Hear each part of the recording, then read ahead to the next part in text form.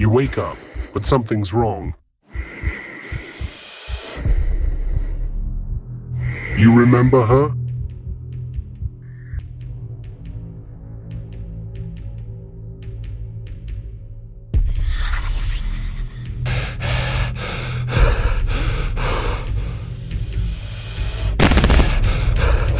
Do you still love me?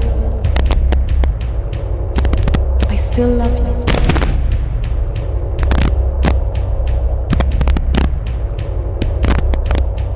The first thing he notices is the cold.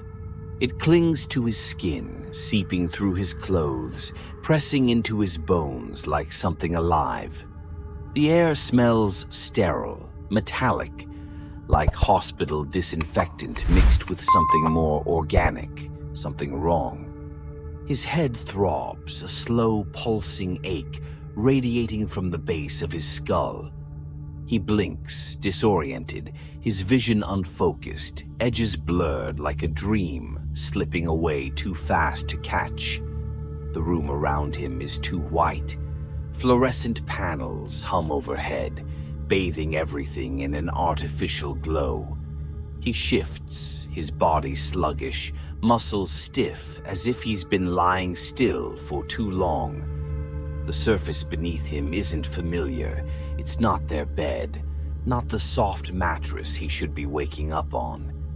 Instead, it's hard, cold, like the examination tables in a doctor's office. Then he feels her, the warmth of her body beside him, her weight on the bed. Relief rushes through him, momentarily drowning out the unease in his stomach. His wife, she's here. He turns toward her, expecting to see the familiar curve of her body wrapped in sheets, the dark waves of her hair sprawled across the pillow. But something is wrong. She is lying too still. Not the peaceful stillness of sleep, but something unnatural, rigid, motionless. A deep unease prickles at the edges of his mind, but he pushes it down. Maybe she's just exhausted. Maybe she's sick.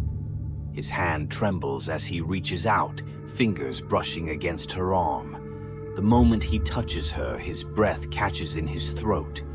Her skin is too smooth.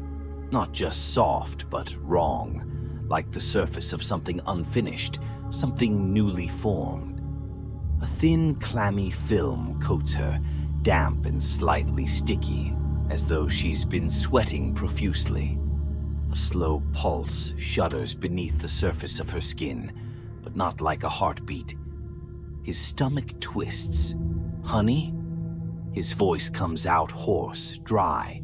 He swallows hard, his throat raw. For a long moment, nothing happens. Then she moves. It is slow at first, a twitch of her fingers, the faintest shift of her limbs beneath the sheets. A thick, wet sound follows, like something pulling free from tar. He stiffens as she shifts again, the sheets peeling away from her skin with a sickening, sticky noise. Then she turns her head toward him. His breath catches. Her face is almost the same. The sharp cheekbones, the soft curve of her lips, the familiar slope of her nose. But her skin is too pale, almost translucent under the harsh artificial lights. And her eyes.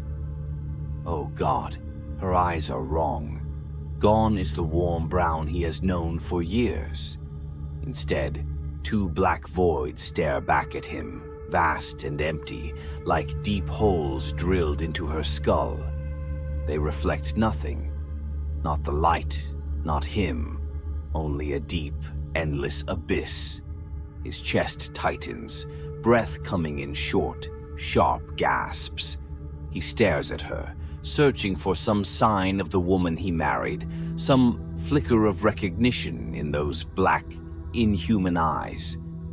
Then she smiles, a slow, creeping stretch of her lips, too wide. The skin around her mouth pulls strangely, as if it hasn't quite learned the limitations of human flesh. Something happened, she whispers. Her voice is wet, thick and sluggish, like it's trying to force itself through something viscous. There's a faint, gurgling undertone, like fluid shifting in her lungs. His fingers curl into the sheets, gripping them like an anchor. He can't look away, can't blink, can't breathe. She moves again, her body shifting beneath the sheets. Something about the way she moves is off, her limbs too fluid, like joints that aren't fully set in place. He watches, paralyzed, as she raises one hand toward him. Her fingers look normal at first, then, as they stretch toward his face, the skin along her knuckles begins to ripple, something beneath the surface shifting, reshaping. A quiet, strangled sound escapes his throat. "Something happened," she repeats. The room seems to shrink around him, the air too thick, pressing in. Then he sees it, a slow, pulsing movement beneath her skin, traveling up her arm like something alive. Her body quivers, as though something inside her is adjusting, reshaping itself to fit the human form again. His mind is screaming at him to run, but he can't, because despite the horror twisting her body, despite the unnatural, alien presence shifting beneath her flesh, she still sounds like her, and that is somehow the most terrifying thing of all. The silence between them is thick, suffocating. He can hear the slow, wet sound of her breathing, the inhuman undertone curling beneath her words, making his skin crawl. She is watching him, unmoving, those black, depthless eyes locked onto his like twin voids threatening to pull him under. His pulse is pounding in his ears, and every fiber of his body screams at him to get away. But he can't. He won't. Not yet. She sits up slowly, the sheets peeling from her skin with a damp, sticking sound, like fabric soaked through with something thick. His stomach churns. The light above them flickers, and for a brief moment he sees the truth. A ripple beneath her skin, something shifting just below the surface, as though her body is still trying to remember how to be human. He swallows hard. Where are we?" His voice is hoarse, barely above a whisper. She blinks at him, slow and deliberate. "You don't remember?" He shakes his head. His last memory is hazy. The drive home, the dark stretch of empty road, the quiet hum of the radio, the lights, bright, blinding. A cold that reached deep into his bones. Then, nothing. Something about the way she looks at him makes his blood run cold. Her lips part slightly, like she's hesitating, choosing her words carefully. "They took us," she finally says. A deep, sickening dread settles in his stomach. He glances around the room again. The sterile white walls, the metal table, the fluorescent lights humming above them. A laboratory, a containment unit. "Who?" His voice cracks. She tilts her head slightly, and something beneath her skin twitches. "You already know the answer." His breath stutters. Aliens. It sounds ridiculous, impossible. And yet, his wife is sitting in front of him, her skin shifting like something alive, her eyes black voids, her voice warped with something inhuman. He forces himself to stay calm. "And what did they do to you?" Something flickers across her face. Sadness, regret. He isn't sure. "They woke me up." The words settle between them, heavy and suffocating. He stares at her, trying to make sense of what she's saying. "Woke you up from what?" A long silence. Then, too slow, too careful, She reaches for his hand. He flinches, but she doesn't stop. When her fingers close around his, her grip is soft, familiar. But there's something beneath it, something wrong. "I was never just her," she says. The room tilts. His breath catches in his throat. "No," he mutters, shakes his head. "That's not—" "It is," she says, her fingers tightening around his. "I was sent here a long time ago," her voice wavers, "to learn, to blend in, to wait." A sharp pressure builds behind his eyes, his mind rejecting what she's telling him. This is a nightmare. It has to be. His wife, his real wife, is gone. His stomach lurches and he yanks his hand away. "You're lying." Her expression doesn't change. She watches him with those dark, endless eyes, unblinking. "Am I?" A fresh wave of nausea rolls through him. He stands up too fast, the world pitching beneath him, his legs weak and unsteady. He needs to get out, now. But as he stumbles backward, she moves faster than she should be able to, standing effortlessly. He expects her to grab him, to stop him, but she doesn't. Instead, she just stands there watching him with an expression that is far, far too human for what she is. "I didn't expect to love you," she murmurs. His heart stutters. The words hang between them like a thread, delicate and trembling. For a moment, he sees her again, the woman he loved, the woman he married, the woman who laughed in the kitchen while she cooked, who curled up beside him on the couch, who whispered secrets into his ear in the dark. But it's a lie. It has to be. He looks at her arm, at the place where the skin rippled earlier. His stomach twists. What's underneath? She doesn't answer right away. Then, in a movement that is slow and horribly deliberate, she presses her fingers into her forearm. The skin yields, and then it opens. A wet, tearing sound fills the room. He watches in paralyzed horror as the skin along her arm splits apart.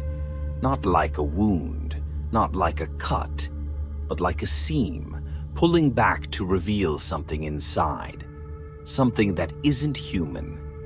Thick, slick tissue glistens beneath, shifting, pulsing, like something alive. The bones beneath it are wrong, twisting, reforming, reshaping as he watches. He staggers back, bile rising in his throat. She looks at him, and for the first time she looks afraid. "I don't know how much longer I can hold this shape," she whispers.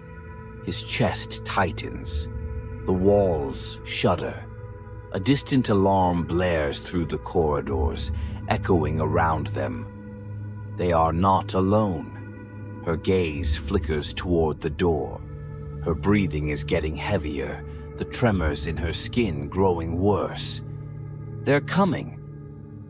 He forces himself to speak, voice barely above a whisper. "Who?" Her black eyes meet his. "The ones who made me," she says. Then the lights overhead flicker once, twice, and go out. The darkness swallows everything. The moment the lights go out, a thick, suffocating silence settles over the room, pressing in on him like a weight. His breath is loud in his own ears, shallow and quick. Then, footsteps, not hers. Something else is in the corridor. A slow, deliberate scraping sound echoes from beyond the door. Not footsteps, not quite. More like something dragging itself along the cold, sterile floors. The air grows heavier, thick with a smell he can't quite place. Something organic, something raw. His wife, no, not His wife, not anymore, turns her head toward the door, tilting it slightly like she's listening. The dim emergency lights cast her face in deep, unnatural shadows, making her almost human, but not quite. His pulse hammers in his throat. He wants to run, but his legs feel heavy, like they aren't his anymore. Then she moves, not with panic, not with fear, but with the quiet certainty of something that knows exactly what's coming. She steps closer to him. In the flickering red glow of the emergency lights, her skin looks wrong. Not smooth anymore, but shifting, as though her body is actively adjusting.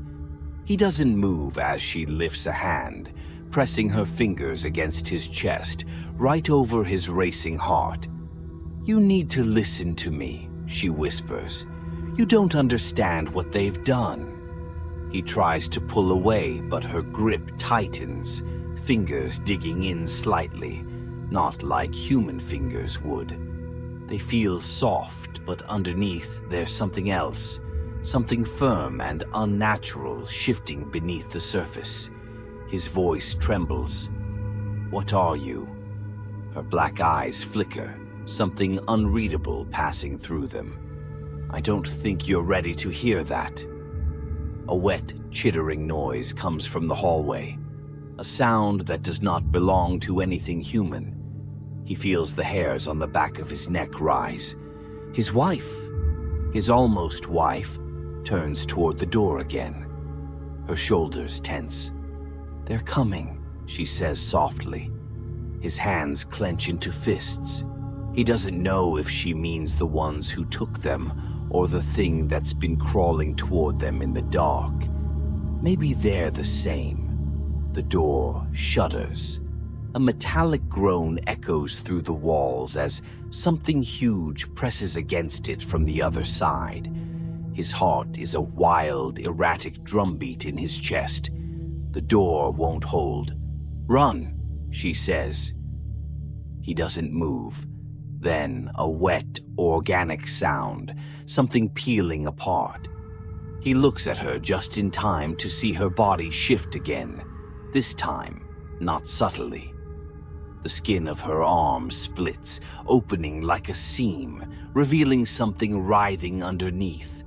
Thick, tendril-like structures coil through the opening, twitching, breathing.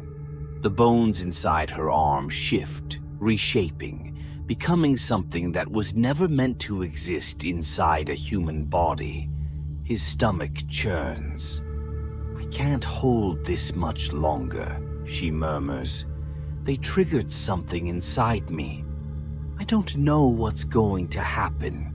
He takes a step back, instinct overriding reason. She isn't her anymore. She never was. The door buckles inward, a flash of movement, a glimpse of something huge, something wet and pulsating beyond the threshold, a shape too alien to process. Then the door explodes inward. His wife moves faster than she should be able to. 1 second she's standing still, the next she lunges, wrapping herself around him just as the thing enters the room. He catches only pieces of it. Too many limbs, too many eyes, a body that moves like liquid and muscle fused together. The smell of it is overwhelming, rotting but alive.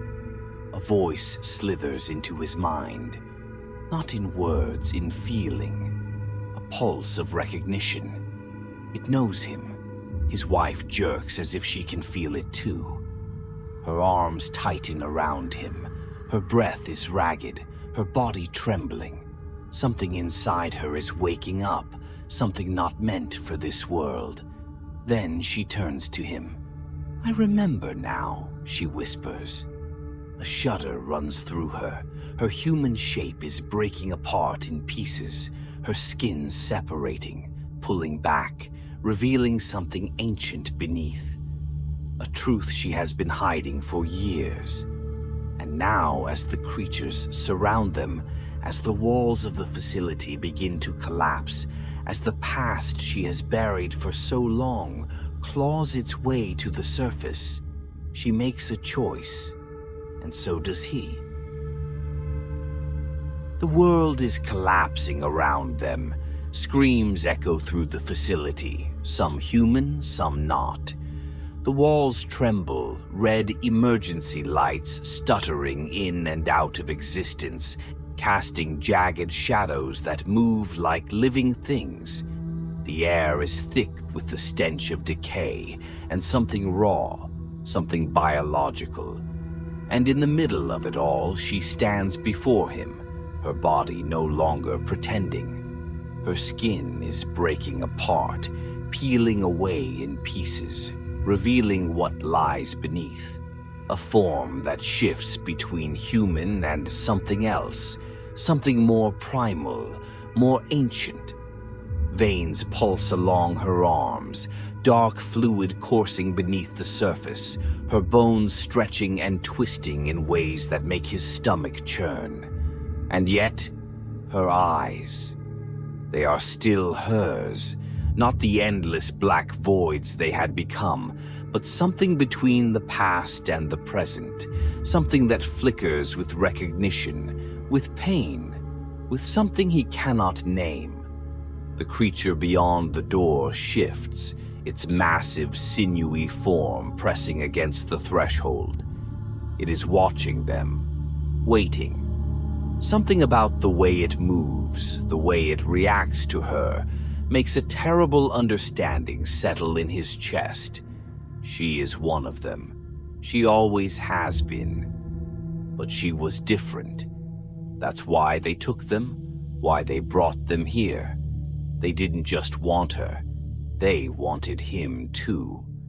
She trembles, her body caught between what she was and what she is becoming. Her hands clench into fists, the fingers bending, elongating, the skin along her arms rippling with movement beneath. "I can stop them," she says. Her voice is not quite hers anymore. It's layered, distorted, human and inhuman overlapping.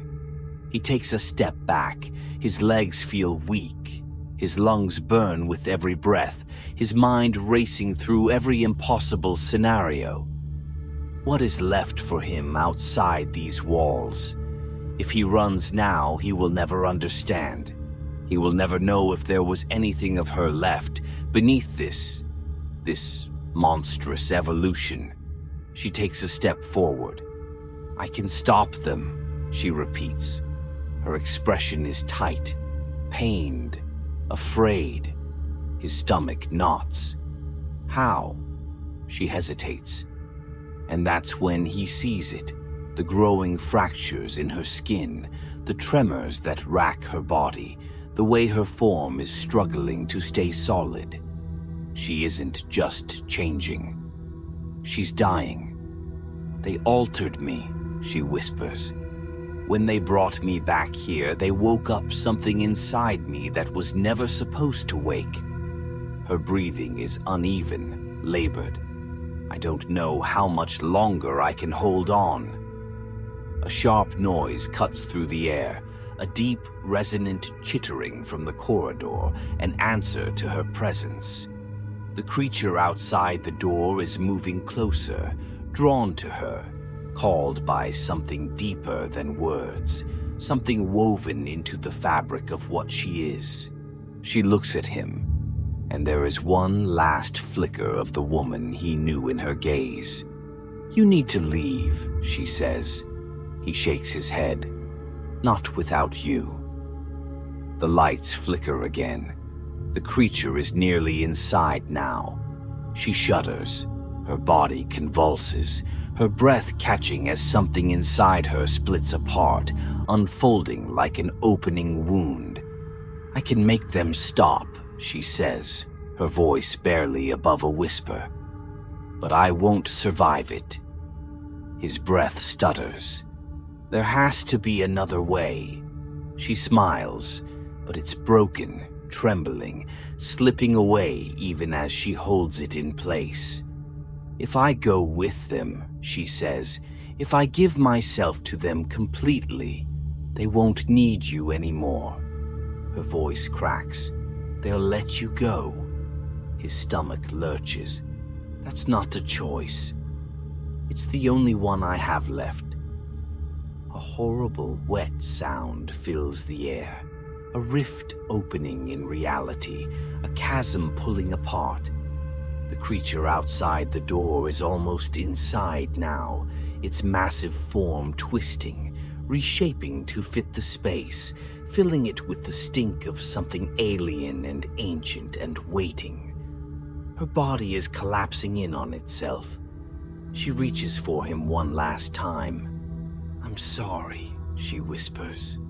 A violent pulse rocks through the room, and she moves toward the creature instead of away.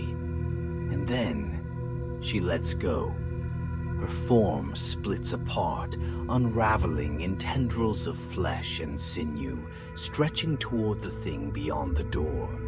The impact is instant, a soundless collision of something far greater than them both. A pressure builds in the air, something vast, unknowable. The walls shudder, the ceiling cracks, the very foundations of this place begin to buckle. She is becoming something else entirely now. And then, in a blinding, searing burst of impossible light, she and the creature disappear. The force of it sends him reeling, knocking him backward, the world tilting into chaos and static. And then, silence. The room is empty. The walls are still. The air is thin and trembling. He is alone. For a long time, he just lies there, staring at the ceiling, his mind struggling to process what just happened. Then, finally, his body moves. He forces himself to his feet, stumbling through the wreckage, through the ruined corridor, through the shattered remains of the facility that once held her captive. Somehow he makes it outside. The desert stretches before him, vast, empty, indifferent. The wind howls softly through the night. The stars overhead burn too bright, too sharp. And somewhere out there, in the places beyond human understanding, she is gone. But something tells him she is not dead, and that, perhaps, she is not done with him yet. The wind shifts, and in the silence he swears he hears it. A whisper, his name, and then nothing.